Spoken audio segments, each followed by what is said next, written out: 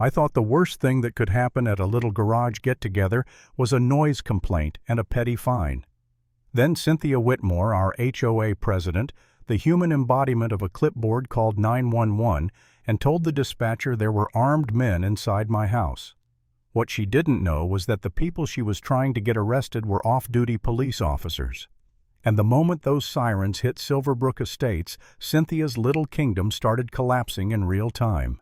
You have to understand what kind of neighborhood Silverbrook Estates is. It's the kind of place where the lawns look like they've been groomed by a barber and the mailboxes all match like we're living inside a catalog. People wave, sure, but it's the tight wave. The wave that says, I acknowledge you exist, and also, I'm counting how many days your trash can sat out past pickup. And the HOA, the Silverbrook Community Association, SCA, if you want the official name, runs this place like it's a private country. Some HOAs are reasonable. They fix common areas, keep things tidy, handle the boring stuff. Not ours. Ours had rules that felt like they were written by someone who'd been personally offended by joy. Quiet hours after 10 p.m. Fine, I get that. But then you had the fun ones, like garage door visibility, which basically meant the HOA could decide your garage door was open too long and therefore you were degrading neighborhood appearance. There were gathering notices that were vague enough to scare people into not having more than a few friends over. There was a whole line in the handbook about no alcohol visible from the street, as if a can of beer could summon the apocalypse. And at the center of all that, right at the top of that rule pyramid, was Cynthia Whitmore. I'm not exaggerating when I say Cynthia had the energy of someone who would call the police on a lemonade stand. Late 40s, perfectly highlighted blonde bob that never moved sunglasses the size of dinner plates, and that smile that wasn't really a smile, just a warning. She didn't walk like a normal person. She glided, like she was always approaching the scene of a crime, and the crime was you. Now me, I'm Ethan Parker, early 30s, regular guy. I work a normal job. I'm not a fighter. I'm the guy who tries to keep things smooth. I pay my dues. I keep my grass cut. I don't park on the street overnight. I don't start drama. I've lived in enough places to know one universal truth in HOA neighborhoods: the moment you become the problem, you don't stop being the problem. Even if you're right. Even if you're innocent. Once you get labeled, it sticks. So I stayed invisible. That was my strategy. And it worked. Until the night my younger brother came back into town. Ryan Parker. My little brother had been away for a while. He'd gotten himself into a career that made him look older than his age, the kind where your posture changes, your eyes are always alert, even when you're relaxed. Ryan never really talked about the details, and I didn't push. I just knew he had friends who were intense. Good people, but intense. He came home for a long weekend, and my cousin Derek, who has never met a boundary he respected, goes, "We should do something, like for real. A little garage party, food, music, just people. Nothing crazy." When Derek says nothing crazy, it usually means minor property damage at worst. But I was in a good mood. I missed my brother. I missed feeling like my life wasn't just work and rules and HOA emails. So I agreed, and I did it right. I pulled my car out, swept the garage, laid down a cheap rug so it didn't feel like we were sitting on a concrete slab, set up folding chairs, and rolled a cooler to the side. I even positioned everything so nothing was visible from the street unless you were actively trying to see inside. The garage door, I left it halfway open. Not because I was trying to be defiant, because it was hot as hell and we were grilling and I didn't want the whole thing to feel like a sweaty cave. By the time people started showing up, I actually felt proud. Like for once I was doing something normal. Ryan showed up with a small group, maybe 6 or 7 people. Men and women, casual clothes, relaxed smiles, but the way they moved told you something. They weren't loud. They weren't sloppy. They scanned the space without looking like they were scanning.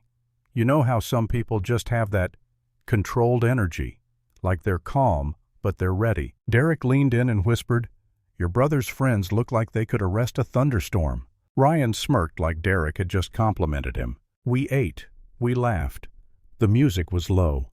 It was that perfect kind of night where you forget the HOA exists, where you forget your neighborhood has a Facebook group full of people who treat unexpected visitor parking like it's a felony. Then around maybe 9:15, still not even close to quiet hours, I saw her. Cynthia Whitmore, standing right at the edge of my driveway, arms folded, head tilted as if she'd been summoned by the sound of someone having a decent time. At first I thought maybe she was just walking by.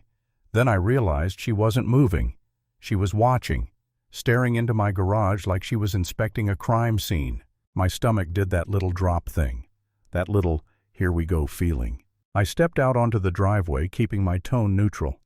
"Hey, Cynthia, everything okay?" She didn't say hi, didn't smile, just lifted her chin slightly and said, "Do you have a permit for this gathering?" I blinked.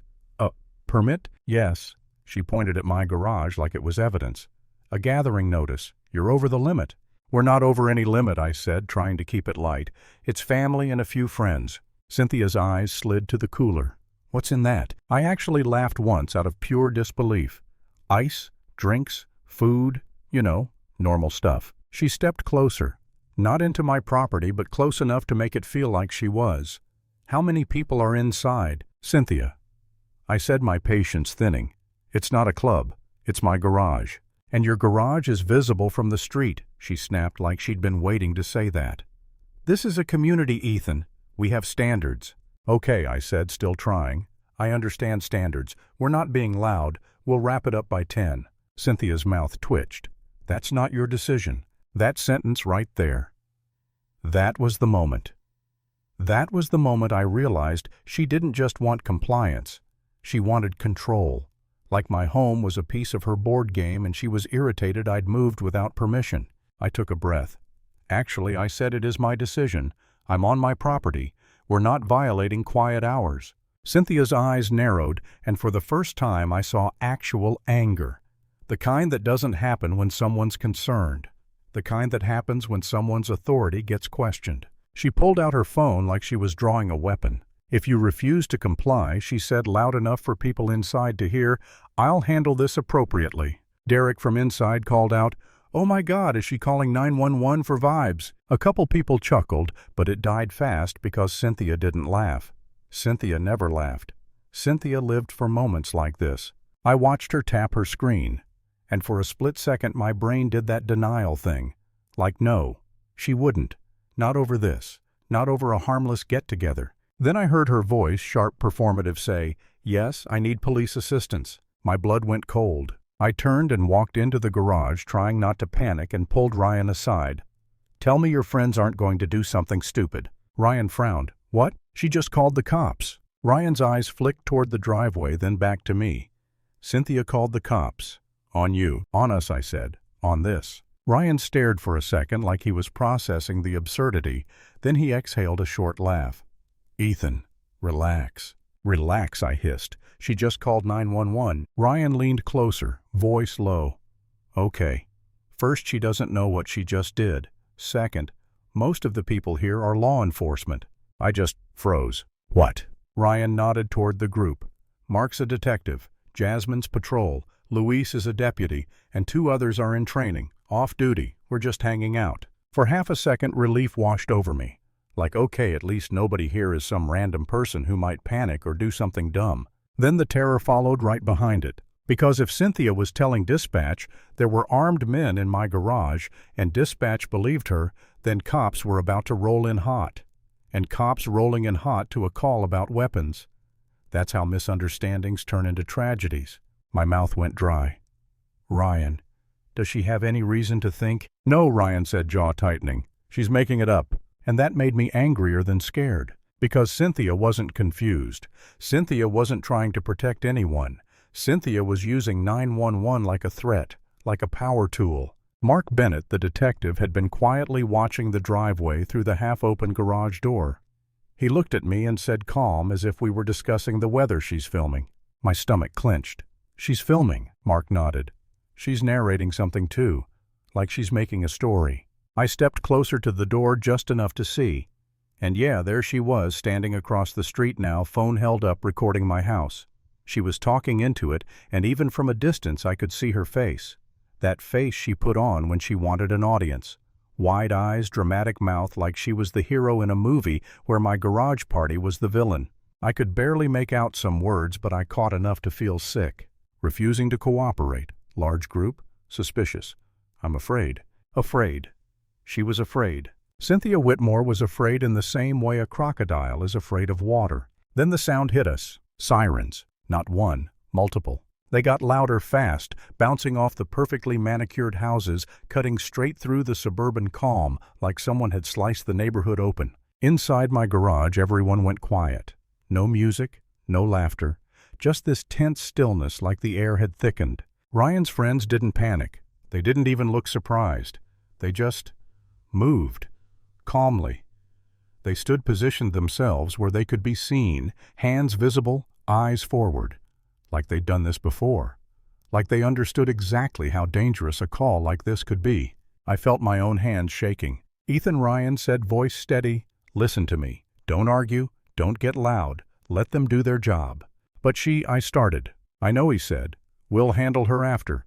Right now we don't give anyone an excuse. The first patrol car turned into my street like it was chasing something. Then another. Then another.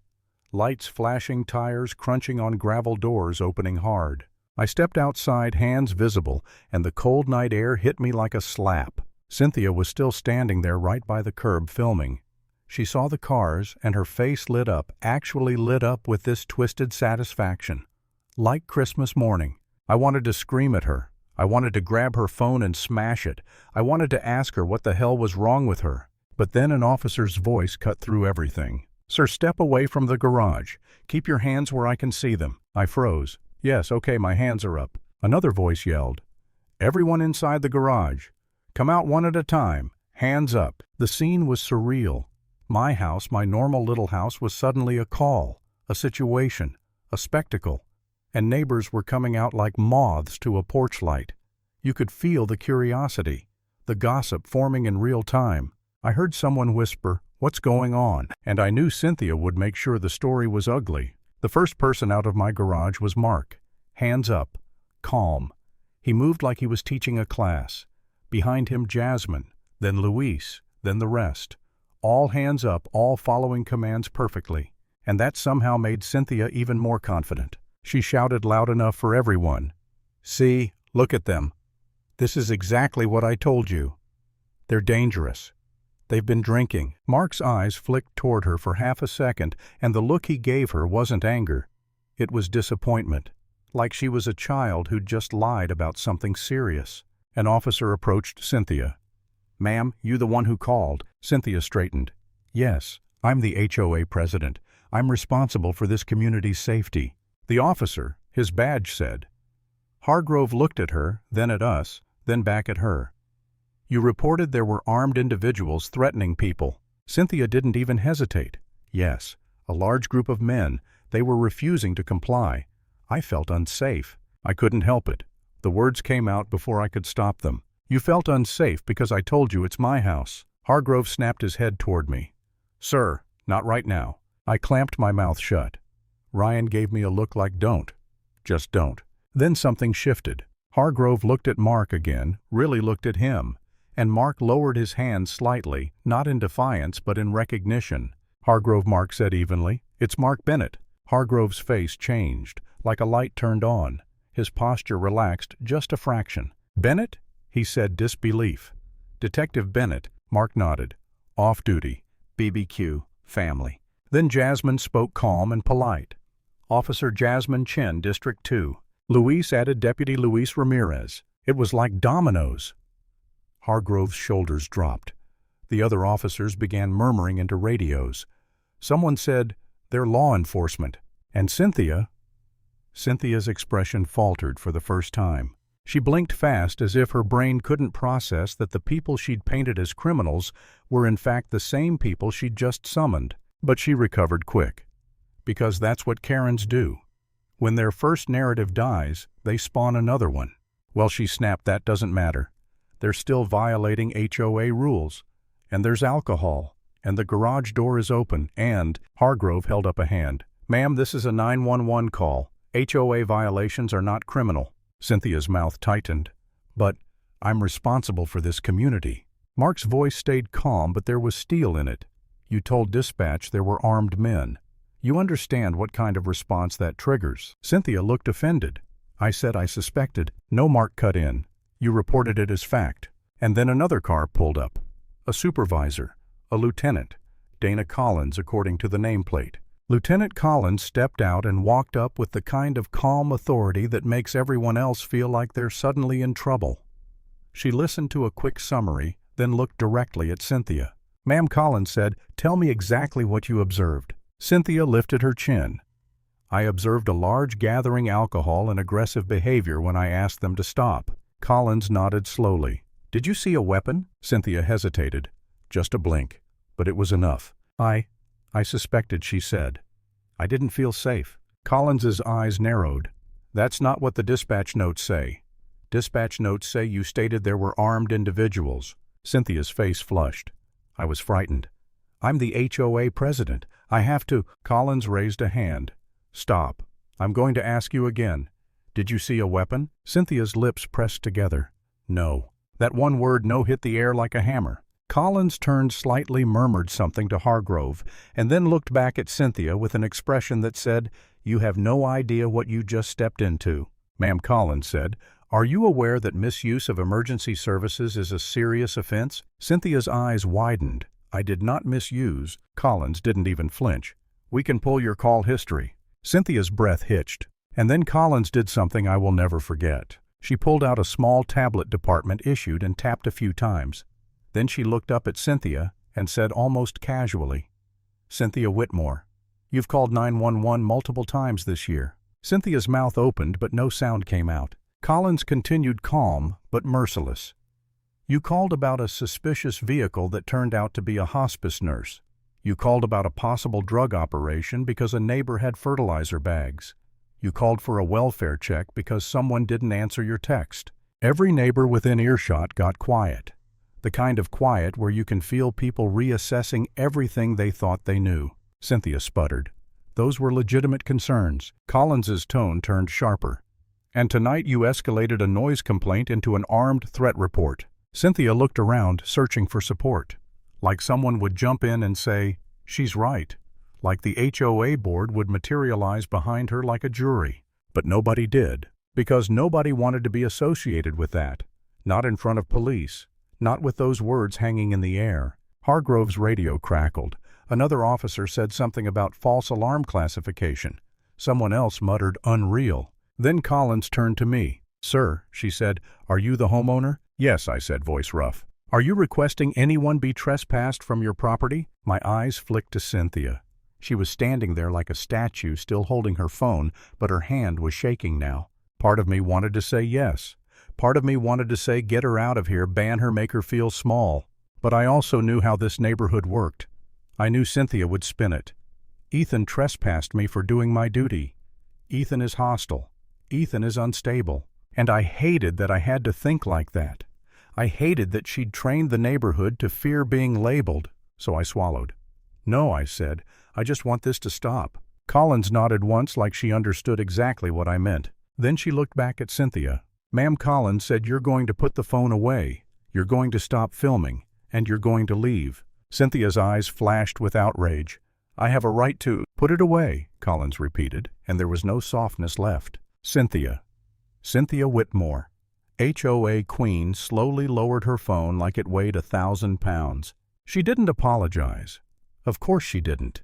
She just turned and walked away stiff-backed like she was too important to be embarrassed. The police cleared the call. The lights stopped flashing.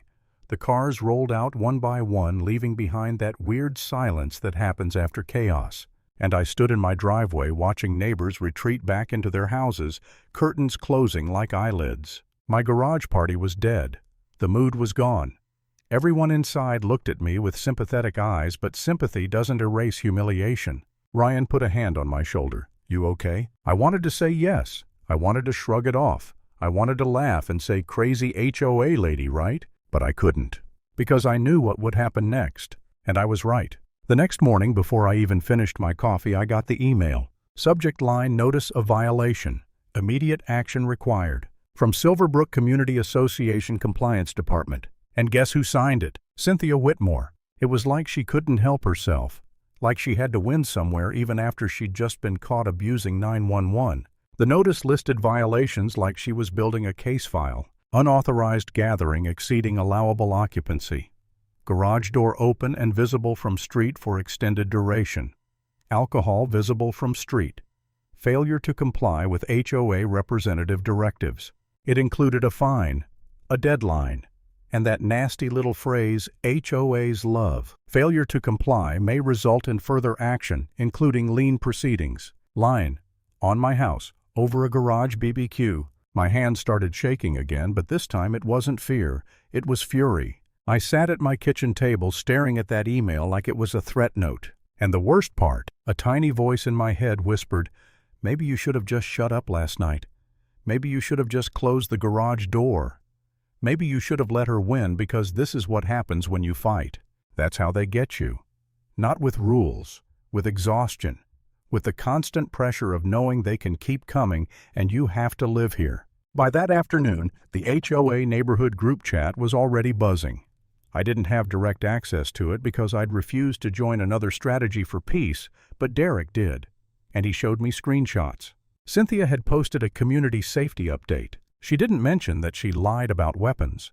She didn't mention the police lieutenant telling her to stop filming. She didn't mention her call history. She posted a clip of me stepping out onto my driveway cropped so you couldn't see my hands up, and wrote something like, "Resident refused to cooperate with HOA safety inquiry. Police responded. Please remain vigilant." Vigilant, like I was a threat. I felt my face burn. I felt my chest tighten. And for the first time since moving into Silverbrook, I actually thought, maybe I should sell. Maybe I should just leave. Let Cynthia have her kingdom. Let her terrorize someone else. That thought scared me because it wasn't dramatic. It felt realistic, like the easiest way out. I walked through my house in silence. I looked at the little improvements I'd made: the paint in the living room, the shelf I built in the hallway, the backyard lights I'd installed. This was my home. I'd worked hard for it.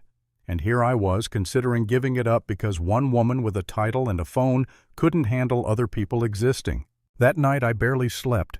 I kept replaying the sirens, the neighbors staring, Cynthia's voice saying dangerous. I kept thinking, what if it had gone wrong? What if one of the responding officers had been jumpy? What if someone inside my garage had moved wrong? What if? I was angry at Cynthia, but I was also angry at myself for putting my brother and his friends in that situation, even though we'd done nothing wrong. And that's the part that broke me. When you start blaming yourself for someone else's abuse of power, you're already halfway defeated. The next day I got another email. Cynthia again. This time it was almost sweet. Ethan, I'm willing to reduce the fine if you sign a compliance agreement acknowledging your violations and agreeing not to host unapproved gatherings in the future. Unapproved gatherings. In my own garage. It was so insane I actually laughed out loud, like a short, bitter bark. And then the laugh turned into a shaky exhale, and I felt tears sting my eyes out of pure frustration. Because I could see the trap. If I signed that agreement, Cynthia would hold it over me forever. You admitted you violated rules. She could hit me again any time. She could twist anything into a repeat offense. But if I didn't sign, she could escalate. More fines, more threats, more public shaming. I was stuck. And for a couple hours that day, I genuinely wanted to give up. I sat there thinking maybe I should just pay it. Maybe I should just take the L. Maybe peace is worth swallowing my pride. I even opened my bank app. I looked at the fine amount. I thought, it's not that much. It's annoying, but it won't ruin me. And that's the exact moment my phone buzzed. It was a text from an unfamiliar number. Hi Ethan, this is Lieutenant Dana Collins. I'm following up from last night. Do you have a moment? My heart jumped like I'd been caught doing something wrong even though I hadn't. I called her. Lieutenant Collins didn't waste time. Ethan, she said, I want to be clear. What she did last night was not okay. And if you want to file a formal complaint, the incident report is available. I swallowed. Would that even matter? It matters, she said firmly, because this isn't the first time, and it won't be the last if people stay quiet. People stay quiet. That hit me right in the chest, because she was right. Cynthia kept doing this because it worked, because everyone stayed quiet, because everyone decided it was easier to just comply than to fight. Collins continued. You should request the incident report number and you should save anything she posted or sent. If she's using emergency services as a tool, that needs to be documented. I thanked her, hung up, and just sat there for a moment staring at my kitchen wall. Then I stood up. I opened my laptop, and I started building a timeline. I went through every HOA email I'd ever received, every reminder, every notice, every petty warning. And I realized something I hadn't fully admitted to myself. Cynthia had been targeting me for a while. Not like outright, more like testing, pushing, seeing if I'd fold. A warning about my trash can being visible too long. A comment about my porch light being too bright. A note about my garage door being open frequently. It had all felt minor at the time, but put together it was a pattern. Control. I texted Derek and told him to screenshot everything from the group chat. Every post Cynthia made about me. Every comment. Every piece of gossip she encouraged. Then I did something I never thought I'd do. I knocked on my neighbor's door. Patricia Harper lived 2 houses down. Older woman. Always polite. Always quiet. The kind of neighbor who keeps her curtains open because she's not hiding anything, but she also sees everything. When she opened the door, she looked at me like she'd been waiting. I saw what happened, she said softly. I exhaled. Yeah, I'm sorry you had to. She waved a hand. Don't apologize. Cynthia should be apologizing. I blinked. You're not mad. Patricia gave me a look that was half pity, half irritation. Honey, I've lived here 9 years. Cynthia's been mad at somebody the entire time. She just rotates. Then she stepped back and motioned me inside. Sit. I have something to show you. Patricia opened her phone and pulled up a folder. A literal folder, labeled Cynthia. I stared. You have a folder? Patricia nodded. I started it after she tried to find me for hanging a small flag on my porch. A flag, Ethan. I'm a widow. That flag was for my husband. My stomach clenched. Patricia scrolled and showed me screenshots. Emails, threats, group chat posts. Cynthia calling people non-compliant. Cynthia publicly shaming a family because their kid left a bike on the sidewalk. Then Patricia showed me the big one. A video from months ago. Cynthia standing in someone's driveway filming, saying almost the exact same words she'd used about me. Unsafe, suspicious, refusing to cooperate. My hands tightened into fists. Why didn't anyone stop her? Patricia's eyes softened. Because everyone's tired and scared. Cynthia knows how to make life miserable without technically breaking a law. Until last night. I felt something shift inside me. Like the fear was still there, but it was being swallowed by something stronger. Resolve. I thanked Patricia and left her house with a weird, heavy calm. I wasn't going to pay that fine. I wasn't going to sign that agreement. And I wasn't going to let Cynthia rewrite what happened. I drafted an email back to the HOA compliance address. Not emotional, not insulting, just firm. Facts, dates, quotes. I requested a hearing. I requested all evidence they claimed to have.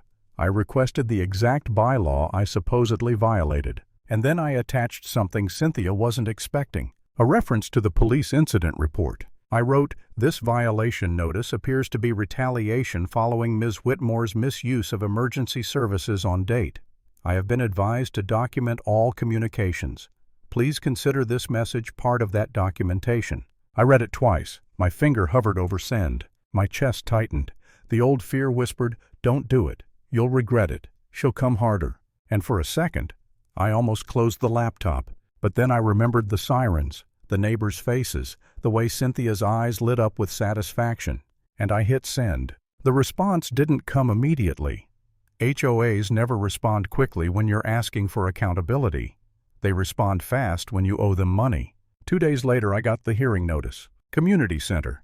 Thursday night, 7 p.m., HOA board meeting. I could almost picture Cynthia sitting at the front like a judge ready to humiliate me. And I won't lie, on Thursday driving over there, my hands were sweaty. My stomach was a knot. I kept thinking, what if this backfires? What if they side with her? What if they punish me harder? When you live under that kind of petty authority long enough, you start doubting your own reality. You start wondering if you're the crazy one for wanting basic freedom in your own home. I walked into the community center and it smelled like stale coffee and cheap carpet cleaner. Folding chairs lined up in rows. A long table at the front. Nameplates. Cynthia was already there, seated in the middle posture, perfect eyes scanning the room like she owned every molecule of air inside it. When she saw me, she smiled. Not a friendly smile. You're about to learn your place smile. Board members sat beside her. A couple looked uncomfortable. One looked like he'd rather be anywhere else. And in the back of the room, like a quiet wall, were neighbors. Curious ones, worried ones. People who'd been on the receiving end of Cynthia's power and wanted to see if anyone could stand up to it. I sat down, breathing slow. Cynthia opened the meeting with the usual HOA nonsense, landscaping updates, pool maintenance complaints about someone's holiday decorations still being up, even though it was past the approved date. Then she got to me. Next item, she said, voice clear resident compliance hearing regarding Mr. Ethan Parker. Every head turned toward me. Cynthia clasped her hands like a judge about to deliver a sentence. On date, Mr. Parker hosted an unauthorized gathering in his garage, violated multiple community standards, and refused to comply with the HOA president's directives. Police were required to respond. I almost laughed at how she framed it. Police were required to respond, like she hadn't created the emergency. Cynthia continued, this behavior creates an unsafe environment. It sets a precedent for disorder. Disorder. I took a breath and stood. My voice came out steadier than I felt. My name is Ethan Parker. I live at address. And what Cynthia just said is a distortion. Cynthia's eyes flashed. It's not a distortion. It's documented. Then let's talk about documentation, I said. I pulled out a folder because, yes, I had a folder now too, and laid copies on the table. Email printouts, screenshot summaries, a timeline. I requested this hearing, I said, because the violation notice is not about rules. It's retaliation. A murmur ran through the room. Cynthia leaned forward. Retaliation for what? I looked right at her. For you calling 911 and falsely reporting there were armed individuals in my garage. The room went dead quiet, like someone had turned the volume down on the whole building. Cynthia's mouth tightened. That is not. I have the incident report number, I said, cutting in. I have the responding supervisor's name, and I have the dispatch summary. Cynthia blinked fast. You're turning this into drama. I couldn't help it. My sarcasm slipped out. Cynthia, you turned it into drama when you filmed my house like you were auditioning for a true crime documentary. A couple people in the audience snorted. Cynthia's face flushed. A board member cleared his throat. Mr. Parker, please focus on the HOA violation. I am, I said. Because the HOA violation claims are built on lies. You claim I needed a permit or notice for a family gathering. Show me the bylaw that says that. Cynthia lifted a finger. Section? Not your interpretation, I said, calm but firm. The exact text. Cynthia's finger hovered, then lowered. It's implied. I shook my head slowly. You can't find people based on implied. I slid a printed page forward. Here's the actual language from the Silverbrook Handbook. Quiet hours begin at 10. My gathering ended before 10. The garage visibility rule does not prohibit having people in your garage. It prohibits storing junk visible from the street. Cynthia tried to speak, but I didn't let her take control again. And you said alcohol was visible from the street? I continued. It wasn't. Your claim is based on you standing on my driveway, my property, trying to look into my garage. Cynthia snapped. I was doing my duty as HOA president. I looked at her and felt the anger rise. Your duty is not to weaponize authority because you don't like the sound of laughter. Cynthia's voice climbed. You were loud. You were disruptive. I glanced at the board, then at the audience. If I was loud, the correct response is a noise complaint. Not a false report about weapons, not a SWAT-level escalation because you were annoyed. Cynthia slammed her palm on the table. I was afraid, and I leaned forward slightly, my voice lower. No, Cynthia. You weren't afraid. You were furious that I didn't obey you. That was the moment the room shifted. You could feel it, like a pressure valve releasing. People had been holding their breath for years, and suddenly someone said the truth out loud. And then Patricia Harper stood up from the audience. Her voice was soft but steady. I'd like to speak. Cynthia whipped her head around. This is not public comment. A different board member, one of the uncomfortable ones, said, we can allow brief comment. Patricia walked forward slowly, holding her phone like it was a piece of evidence. I've lived here 9 years, she said. I've watched Cynthia intimidate people with fines and threats and public shaming. I've been one of them. Cynthia hissed. That is a lie. Patricia didn't even look at her. She tried to fine me for a memorial flag. She threatened lien language when I questioned it. She films residents. She posts about them in the group chat like they're criminals. A murmur of agreement spread through the room. People nodding, people whispering. She did that to us too. Cynthia's cheeks went red. "This is a witch hunt," I added quietly. "No, this is a pattern." I held up another printout. These are screenshots of Cynthia's post about my safety incident. She intentionally left out that she lied to dispatch. She intentionally framed me as dangerous. Cynthia's voice went shrill. I was protecting the community, and that's when the final brutal piece landed. I spoke slowly so every word hit.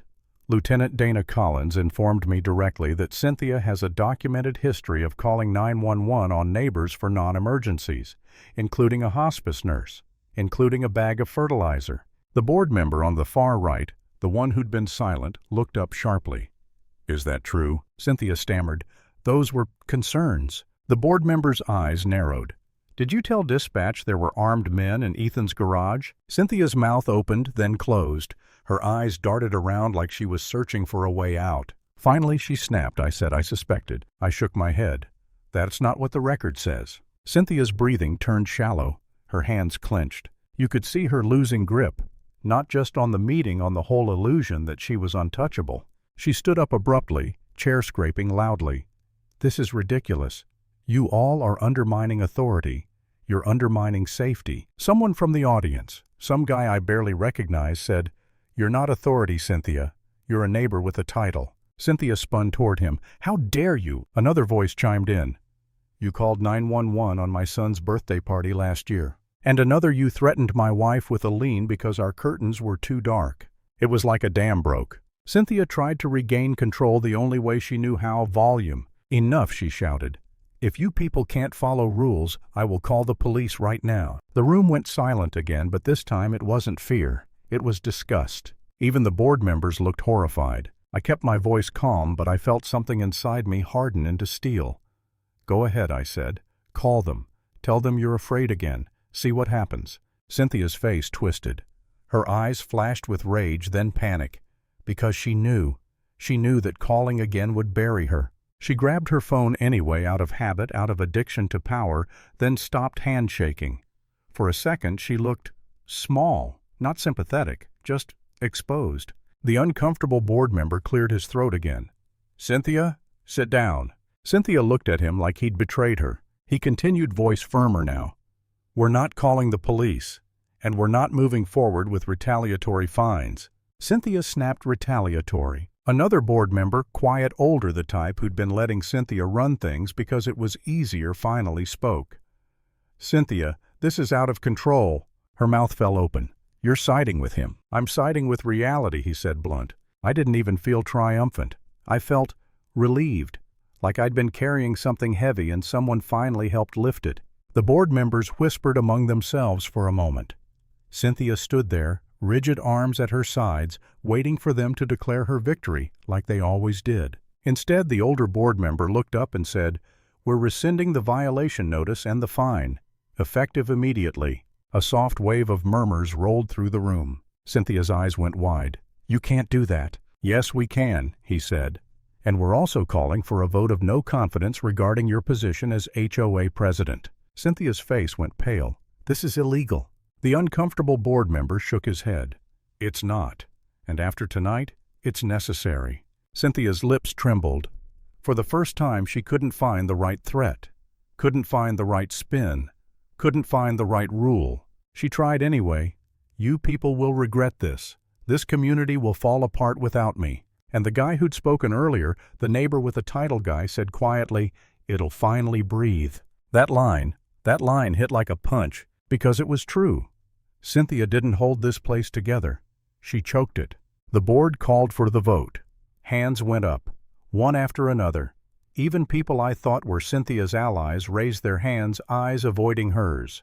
It wasn't close. Cynthia Whitmore, Queen of Silverbrook, terror of trash cans, ruler of garage doors, was removed. She stood there staring at the hands in the air like she couldn't comprehend that the power was gone, like she'd been sure fear was permanent. Her phone was still in her hand, the same phone she'd used to film and threaten and summon sirens. She looked down at it, and her fingers tightened like she wanted to press a button call, "Someone make this stop."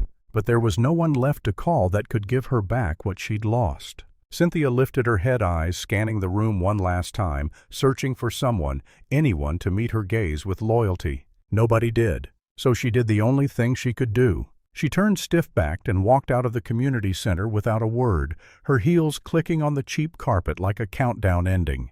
And I stood there feeling my heart finally slow down, not because I'd won, but because I'd stopped letting fear run my life in my own home. Lesson learned when someone abuses power to control you. Silence isn't peace, it's permission.